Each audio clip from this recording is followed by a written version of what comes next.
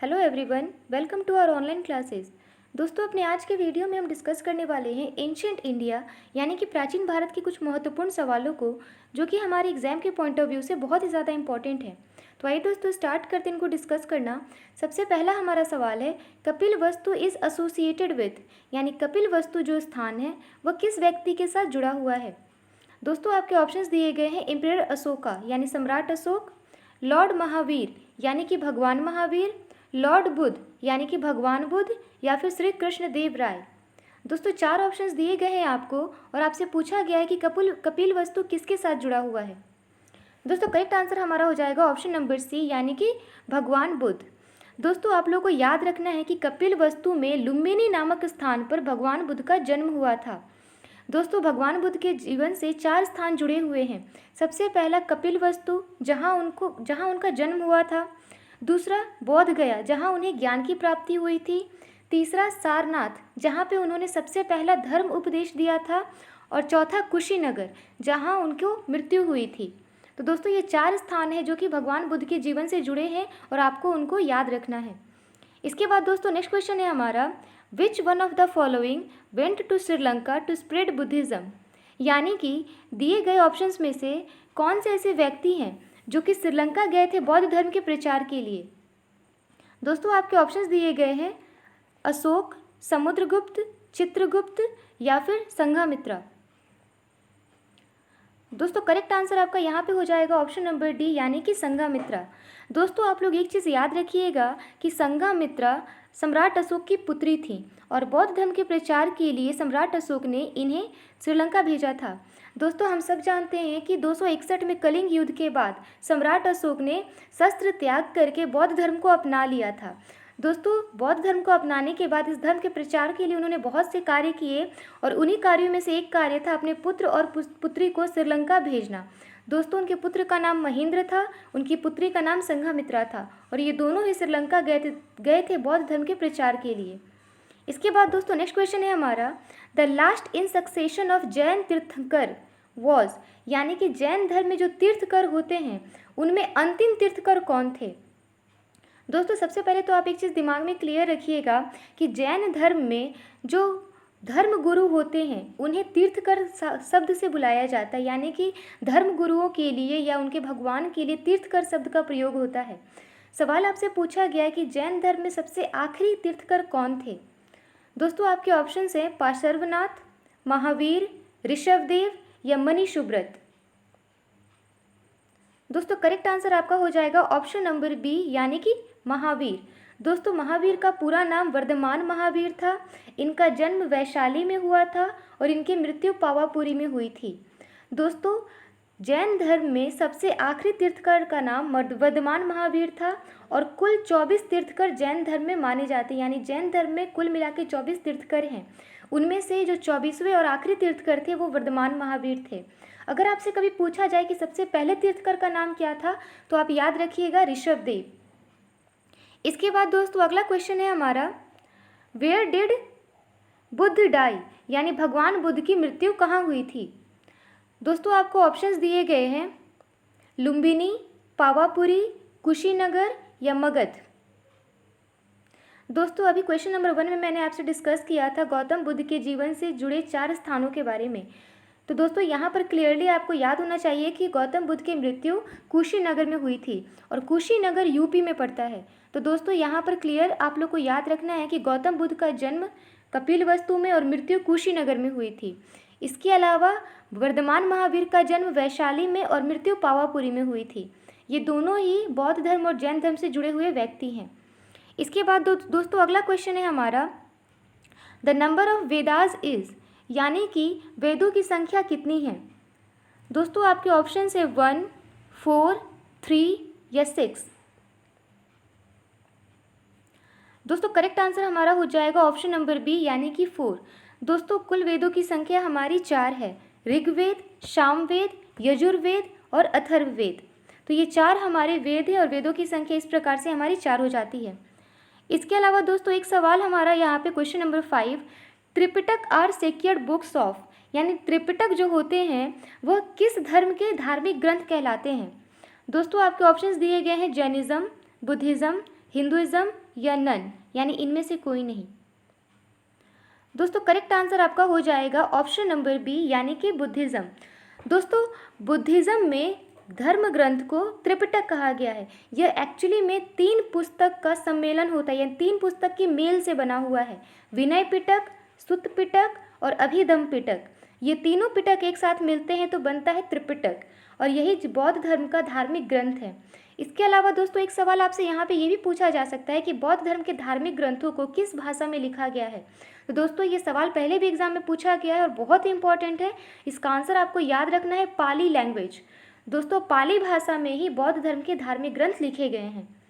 इसके बाद दोस्तों नेक्स्ट क्वेश्चन है हमारा, द वैदिक deity Indra was the God of, यानी कि जो वेद में भगवान इंद्र हैं वह किस चीज़ के देवता माने जाते थे। दोस्तों आपके ऑप्शन है fire, wind, eternity, rain and thunder. दोस्तों करेक्ट आंसर हमारा हो जाएगा ऑप्शन नंबर डी, यानी कि रेन एंड थंडर। दोस्तों एक चीज़ और यहाँ पे आप याद रखिएगा कि ऋग्वेद में सबसे ज़्यादा जो मंत्र हैं वो इंद्र भगवान को ही अर्पित किए गए हैं, यानी ऋग्वेद में सबसे ज़्यादा इम्पॉर्टेंट इंद्र भगवान को दिखाया गया है, और इंद्र भगवान को हम लोग lord of rain and thunder कहते हैं। इसके बाद दोस्तों अगला सवाल है हमारा, the Indus valley civilization type was found in, यानी किस सभ्यता में सिंधु घाटी सभ्यता जैसी चीज़ें देखने को मिलती हैं। दोस्तों आपके ऑप्शन है Sumer, China, Egypt, all of these. दोस्तों करेक्ट आंसर हमारा हो जाएगा ऑप्शन नंबर डी, यानी कि ऑल ऑफ दीज। दोस्तों जब हमारे देश में सिंधु घाटी सभ्यता पनप रही थी, ठीक उसी समय चीन, सुमेर और इजिप्ट की भी सभ्यता समकालीन रूप से चल रही थी। तो ये सभी चारों के चारों जो सभ्यताएं हैं वो एक दूसरे से मेल खाती हैं, और यही रीज़न है कि एक दूसरे जैसी हैं, और हम इन्हें कहते हैं कॉन्टेम्प्रेरी सिविलाइजेशन, यानी कि समकालीन सभ्यता। ये एक टाइम पे पनपने वाली सभ्यताएं हैं और एक जैसी हैं बिल्कुल। इसके बाद दोस्तों अगला सवाल है हमारा, the king Kanishka held a great Buddhist council under whose presidentship, यानी कि जो सम्राट कनिष्क थे उन्होंने जो बौद्ध काउंसिल करवाया था, यानी बुद्ध सम्मेलन करवाया था, उसके प्रेसिडेंट कौन थे। दोस्तों बुद्ध सम्मेलन के बारे में मैंने पहले भी आप लोगों को बताया है। कुल मिला के बौद्ध धर्म में 4 सम्मेलन करवाए गए हैं। सबसे पहला हुआ था राजगीर में अजातशत्रु के टाइम में, दूसरा हुआ था वैशाली में काल अशोक के टाइम में, तीसरा हुआ था पाटलिपुत्र में सम्राट अशोक के टाइम में, और चौथा हुआ था कुंडल वन में सम्राट कनिष्क के टाइम में। तो दोस्तों सवाल आपसे पूछा गया है कि सम्राट कनिष्क के टाइम में जो बौद्ध सम्मेलन हुआ था उसके प्रेसिडेंट कौन थे। आपके ऑप्शन हैं अश्वघोष, नागसेन, संरक्षक या फिर वसुमित्र। दोस्तों करेक्ट आंसर हमारा ऑप्शन नंबर डी हो जाएगा वसुमित्र।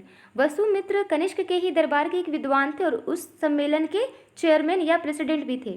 तो दोस्तों ये वसुमित्र नाम आप यहाँ पे याद रखेंगे। इसके बाद दोस्तों नेक्स्ट क्वेश्चन है हमारा, the Gupta gold coins were known as, यानी गुप्त काल में जो सोने के सिक्के थे उन्हें हम किस नाम से जानते हैं। दोस्तों आपके ऑप्शंस दिए गए हैं दिनार, रूपक, निशक या कर सपन। दोस्तों करेक्ट आंसर आपका यहाँ पे हो जाएगा ऑप्शन नंबर ए दिनार। दोस्तों यहाँ पे आप लोग को 2 चीज़ें याद रखनी है। गुप्त काल में सोने के सिक्कों को दिनार कहा जाता था और चांदी के सिक्कों को रूपक कहा जाता था। तो ये दोनों ही चीज़ें आपको याद रखनी है, सोने के सिक्कों के लिए दिनार और चांदी के सिक्कों के लिए रूपक। ये गुप्त काल के शब्द हैं। इसके बाद दोस्तों अगला सवाल है हमारा, Angkor Wat temple is located in, यानी अंकोर वाट मंदिर कहाँ स्थित है। दोस्तों ये सवाल पहले भी एसएससी और रेलवे दोनों में ही पूछा गया और बहुत बार पूछा गया है, तो ये क्वेश्चन बहुत ही इंपॉर्टेंट है। अंकोर वाट का मंदिर एक बहुत ही विशाल मंदिर है और सवाल आपसे पूछा गया है कि यह किस देश में है। दोस्तों आपके ऑप्शन है कंबोडिया, इंडिया, थाईलैंड या वियतनाम। दोस्तों करेक्ट आंसर हमारा हो जाएगा ऑप्शन नंबर ए, यानी कि कंबोडिया। और अगर आपसे पूछा जाए कि यह मंदिर किसको डेडिकेटेड है तो आपको याद रखना है विष्णु भगवान को। इसके बाद दोस्तों अगला सवाल है हमारा, हु फाउंडेड मठ in the 4 corners of India, Bharat के 4 हिस्सों में 4 मठों का निर्माण किसने करवाया था। दोस्तों आपके ऑप्शंस दिए गए हैं माधवाचार्य, शंकराचार्य, रामानुजाचार्य, भास्कराचार्य। दोस्तों करेक्ट आंसर हमारा हो जाएगा ऑप्शन नंबर बी यानी कि शंकराचार्य। दोस्तों यहाँ पे आप लोग को याद रखना है, आदि गुरु शंकराचार्य ने भारत के 4 हिस्सों में 4 मठ का निर्माण करवाया था। बद्रीनाथ, पुरी, द्वारका और श्रृंगेरी, ये 4 जगह है जहाँ पर 4 मठ का निर्माण करवाया गया था। इसके बाद दोस्तों अगला सवाल है हमारा, which ruler of Gupta empire is also known as Napoleon of India. दोस्तों आपके ऑप्शंस दिए गए हैं यहाँ पे, चंद्रगुप्त वन, श्रीगुप्त, समुद्रगुप्त या चंद्रगुप्त टू। दोस्तों करेक्ट आंसर हमारा हो जाएगा ऑप्शन नंबर सी यानी कि समुद्रगुप्त। दोस्तों समुद्रगुप्त को भारत का नेपोलियन कहा जाता है। ये सवाल बहुत ही इंपॉर्टेंट है और एग्जाम में पहले भी पूछा गया है। दोस्तों भारत का नेपोलियन कहने के पीछे रीज़न ये है कि नेपोलियन सबसे ज़्यादा फेमस अपनी सेना के लिए था, यानी उसको अपनी सेना को उसने बहुत ही स्ट्रेटेजिक तरीके से बना करके रखा हुआ था। सेना का जो गठन होता था उसका, वो सबसे फेमस था उस टाइम में। और ठीक उसी प्रकार से भारत में समुद्रगुप्त की सेना का गठन बहुत ही विशेष प्रकार से किया गया था और ये बहुत फेमस था। तो यही रीज़न है कि समुद्रगुप्त को भारत का नेपोलियन कहा जाता है। और इसके अलावा समुद्रगुप्त ने अपने जीवन काल में कोई भी युद्ध भी नहीं हारा है, तो ये भी एक रीज़न है कि वो बहुत ही पराक्रमिक राजा हमारे देश में हुए। इसके अलावा दोस्तों समुद्रगुप्त को कविराज भी कहा जाता है क्योंकि वह कविता लिखने के बहुत ही शौकीन थे।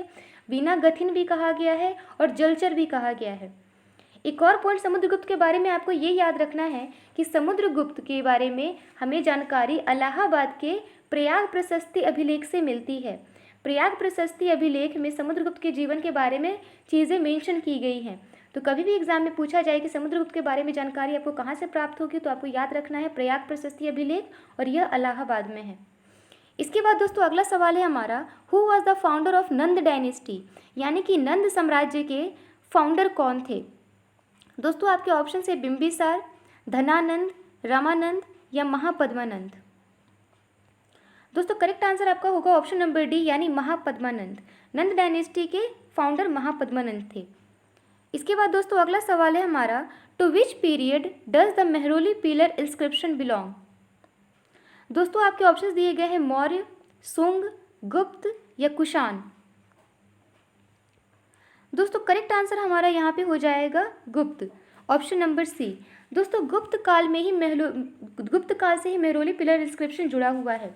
अगर स्पेसिफिकली आपसे पूछा जाए कि इसमें किस शासक के बारे में जानकारी प्राप्त होती है, तो आप याद रखेंगे चंद्रगुप्त टू। दोस्तों चंद्रगुप्त टू के बारे में मेहरौली पिलर इंस्क्रिप्शन में जानकारी प्राप्त होती है। यह मेहरौली पिलर इंस्क्रिप्शन जो है वो लौह स्तंभ पे बनाया गया है और यह कुतुब मीनार के पास में है। तो दोस्तों इस वीडियो में हमने प्राचीन भारत के कुछ सवालों को डिस्कस किया। इसके बाद अपने नेक्स्ट वीडियो में हम आपके लिए और भी सवाल लेकर के आएंगे और उनसे जुड़े फैक्ट्स को डिस्कस करेंगे। आप चैनल को जरूर सब्सक्राइब करिएगा ताकि आपको सारे वीडियोज़ मिलते रहें, और हमारे चैनल को फॉलो करते रहिए। वीडियो को लाइक करिए और इसे ज़्यादा से ज़्यादा शेयर करिए। Thank you.